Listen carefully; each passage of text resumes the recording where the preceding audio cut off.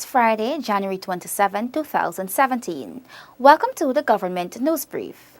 In the news, stakeholders today participated in consultations for the setting up of a National Capital Planning Commission for Georgetown. The Child Care and Protection Agency is focusing on reuniting children with their families, and Minister within the Ministry of Natural Resources discovered serious levels of pollution in the upper Mazaruni River. Stay tuned for these and other stories. Thank you for staying with us. I am Ranetta Fleur. Here are the details. City councillors, business owners, faith-based organizations, and special interest groups today gathered at the Tower Suites International Hotel on Main Street for a consultation towards modernizing Georgetown. Here is more from Paul McAdam. Consultations for the setting up of a National Capital Planning Commission, the NCPC, began today, where Minister Valerie Patterson challenged participants to use the opportunity to create the conditions for a better life for the citizens of Georgetown. You, the new trustees, therefore, have inherited a jewel upon which you will undoubtedly make your mark. The challenge is for you to make a positive contribution to the city. Leave an enviable legacy for other generations to inherit. Each council here today represents almost 3,000 people. Yours is a great responsibility. Yours is a great task. Yours is a great opportunity also. The National Capital Planning Commission is aimed at creating detailed plans for the orderly development of the city. The minister notes that this is crucial for the repair and modernization of the once termed Garden City. Our capital is in need of renewal. Our capital is in need of repair. Our vital importance, though, is renewal and repair according to plan. We must not return to band-aid solutions. We must never revert to ad hoc fixes. Plans which will build our capital. Plans which will improve our comfort, our standard of living, and our conditions of work. Plans which will foster development and improvement within a comprehensive framework. Mayor Patricia Greene, addressing the consultation, called for public support to foster sustainable development of the capital city. Rome was not built in a day, but 2000 AD, Rome still stands as a classic example of how unity and strength can achieve great things. There will be fights, there will be struggles, there will be challenges and differences, but there must be changes. And through it all, I believe that we can do it. The public consultation for the establishment of the National Capital Planning Commission was facilitated by the Georgetown Mayor and City Council in collaboration with the Ministry of Communities, the Central Housing and Planning Authority, and the Ghana Lands and Surveys Commission. The consultation is viewed as the first step on the path towards realizing the vision of President David Granger, a vision of rebranding Georgetown into a national town. Paul McAdam, Government News Brief. The Child Care and Protection Agency, CPA, is working to remove more children from institutional care and return them into the care of their families. Delon Sancho tells us how. The Director of Child Care and Protection Agency, CPA, and Greene says the agency will not establish new homes or institutions for children in 2017, but rather return them to their family members. Greene explained that children thrive in a family-based care as opposed to institutional care. In large homes, children are not getting the individual attention that they should have. And that is what children need. Children need no individual attention. So they benefit more from the family-based care than they would benefit from the institutional care. The CPA director says the agency will be licensing all residential care institutions for them to operate with minimum standards, providing improved services for children. There are cases when it is mandatory to place children in homes. However, work must be done with their family members to return children to their homes as soon as possible. We're hoping that even if we do that, it should be for as short a time as possible. All right, that if just a short time for we can look at an alternative method for you, an alternative care option for you. We look at that.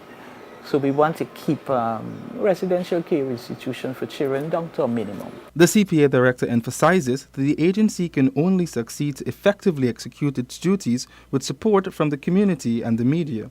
Greene notes that the media plays an integral role in spreading awareness and urge them to partner and support the agency. Ethics of the profession does not allow us to get on the air and really tell of other people's trouble.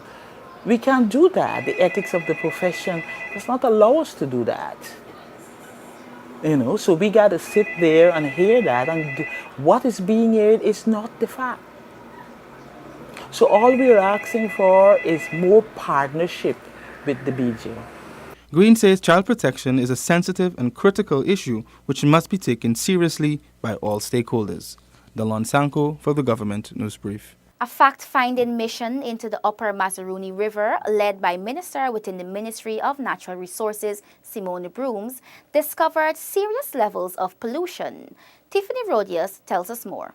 Minister within the Ministry of Natural Resources, Simone Brooms, says she's concerned over the alarming rate of mining-related pollution after a visit to the mining communities of Isano and Kurpung yesterday. While you have the presence, because every district have officers and have engineers responsible to look and to oversee what is happening in the sector.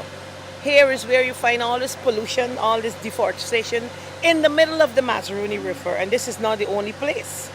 I think it's a pattern. There's complaint now that it start happening in Kayuni. Minister Brooms was investigating complaints by residents in the Upper Mazaruni Region 7 district. Minister Brooms is reminding miners of the need to comply with mining regulation and encourages them to follow the proper processes during their operations. The industry, the government, we support mining. We want to form these small syndicates, give miners land. They don't have an excuse and all of that. But the miners have to understand that a caring government, a responsible government, will govern a country and an industry. The minister says she will work with the Land Management Division of the Guyana Georgian Mines Commission to ensure that processing of mining and prospecting licenses are expedited for miners who wish to comply with the regulations. Additionally, Minister Broom says she will raise the issue of the state of the environment at the level of Cabinet and with the Department of Environment. For the Government News Brief, Tiffny Rogers. The impact of climate change is one of the factors driving the agriculture sector diversification into the hinterland. Delicia Haynes tells us more. The shift to increase crops and livestock production in the hinterland region is taking into account recurring floods and drought conditions. Chief Executive Officer of the National Agriculture Research and Extension Institute, NARI, Dr. Udo Humnot, says the decision is also based on the results of soil tests. One of the main factors, right, is has to do with climate change. You know, the constant flooding, drought, and what have you. But flooding would have been the major issue, you know, the climate change business. And the other thing is that some of these things with large-scale agriculture, corn, soybean, so on, cannot be done on the coast because of the soil type here. Dr. Humnot adds that with hinterland agriculture diversification, growth in the new and other crop subsector is projected at 2.5% in 2017. He says this is of vital importance to the economy from a food and nutrition security standpoint, and variables must be considered for sustainable agriculture in the hinterland. Last year, we would have established a 10-acre farm with, from hinterland side at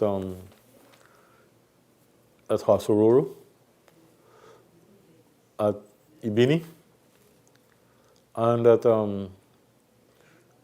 K2. These farms, for example, the one at K2, again will be used to promoting, not only from food security standpoint, but some new crop types that we would want to introduce in those areas because of the nutritional value. For example, things like soursop, for example, can be used as in the school feeding program, from juicing. Major agricultural works are expected to continue in 2017 at these hinterland stations, where watermelon, corn, tomato, turmeric, ginger, and a number of other crops are being grown. Dr. Homenot says that varieties are also being explored to push the diversification process. We have also, in addition to those, in diversification, we don't want to rely on a single variety. For example, in watermelons, for example, we are looking at some new varieties, 2 new varieties this year that we are starting on. We have some tomato varieties, some new tomato varieties that are specific. It's not the ones that are used for cooking purposes, not used in the normal cooking that people would use. We are looking at those that can be used for making paste. A more diverse and climate-resilient agriculture sector is expected in 2017. Dr. Homenot says NARI will continue its research work and promote agricultural expansion further inland by introducing mega farms in hinterland regions. For the Government News Brief, Delicia Haynes reporting. The Guyana Office for Investments, GoInvest, is looking towards investments in the expanding information technology services industry with domestic and foreign investment for call centers and back-office processing operations. Gabriela Patram reports. Chief Executive Officer for GoInvest, Owen Verwey, says that this is one of the key sectors that they will be targeting during 2016. There are 10 business process outsourcing BPOs companies in Guyana. Verwey says that investors have included Guyana as part of a network of BPO centers located in Latin America. There's significant potential there. We've had lots of interest in that. We're an English-speaking Commonwealth country, and therefore there's lots of interest in that area. Just to mention a few, it's not just the calls that are received or the calls that are made. There's lots of back office processing related activities that are undertaken in the BPO sector, from processing of insurance applications, accidents, and all of those things. The GoInvest CEO says that Guyana possesses a number of advantages that makes it an ideal location for IT-enabled services, and GoInvest is taking steps to better understand this sector. We're about to engage in some sort of study to better understand what happens in that sector and the opportunities for us. We will be partaking for the first time with a booth at one of the major expos that are primarily focused on the Business Process Outsourcing Center. The government of Guyana is eager to attract further investments in BPOs by providing attractive incentives for investors and taking steps to improve the regulatory framework for sectors utilizing ICT for services targeting domestic and international markets through the development of policy strategies for ICT and e-commerce. For the Government News Brief, Gabriela Patram. A team from the National Sports Commission is working to boost the University of Guyana's sporting capacity.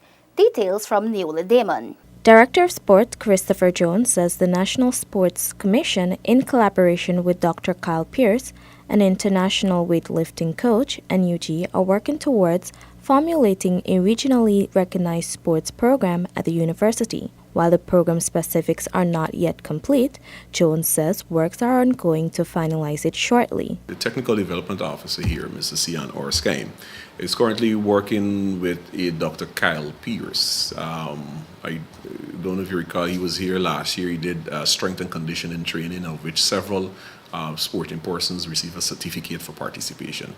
He would have expressed an interest in establishing a program at the University of Guyana, in one in which we could train our person that they could actually be certified, and that certificate is recognized regionally. The University of Guyana has over the years produced exceptional athletes. In 2016, 3 students were awarded scholarships to study in Jamaica. Jones notes that the sports program will see the NSC exploring ways to upgrade the grounds at the Turkine campus. We have an eye on the ground there at UG to, 1, do some upgrading work to it, or perhaps raising the land, or 2, doing some drainage and irrigation work to allow the water to run off, and 3, the installation of lights, so that at least those athletes or those students can have a space in which they can go sporting, so to speak, after classes. The National Sports Commission will be working along with UG to complete their lawn tennis court.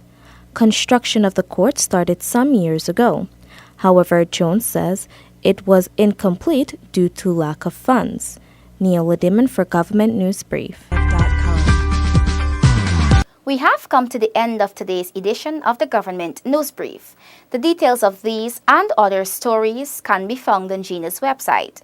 Gina has an active Facebook page, and we encourage you to visit and like us so you can be informed as the news unfolds. You can also visit our website and YouTube channel. Remember to join us on Monday for another edition of the Government News Brief. I am Ranetta Fleur. Have a safe weekend.